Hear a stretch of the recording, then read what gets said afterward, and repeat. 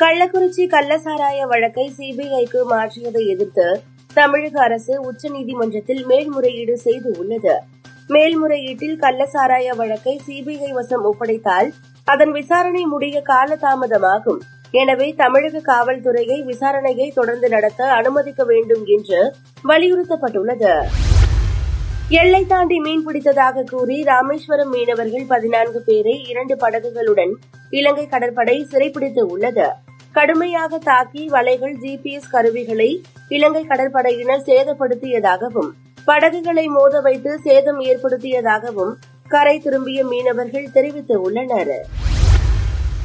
புரோவா 3 corona graph ஆகிய செயற்கைக்கோள்களுடன் PSLV-C 59 rocket நேற்று ஏவப்பட இருந்தது. ஆனால் கடைசி நேரத்தில் ஏற்பட்ட தொழில்நுட்ப கோளாறு காரணமாக ராக்கெட் ஏவுதல் திட்டம் திடீரென ஒத்திவைக்கப்பட்டது.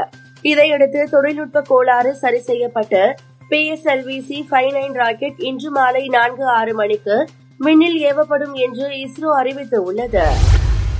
அசாம் மாநிலத்தில் மாட்டிறைச்சிக்கு தடை விதிப்பதாக அம்மாநில முதலமைச்சர் ஹிமந்த பிஸ்வா சர்மா அறிவிப்பு வெளியிட்டுள்ளார்.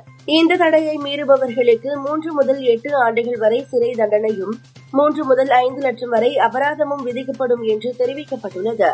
இதனிடையே மாட்டிறைச்சி தடைக்கு அம்மாநில எதிர்க்கட்சிகள் கடும் கண்டனம் தெரிவித்துள்ளது.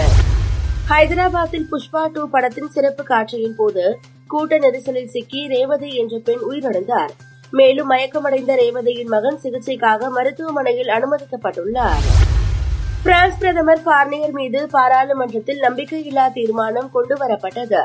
இந்த தீர்மானத்தில் மொத்தமுள்ள 577 உறுப்பினர்களில் 331 பேர் பார்னியர் அரசுக்கு எதிராக வாக்களித்தனர்.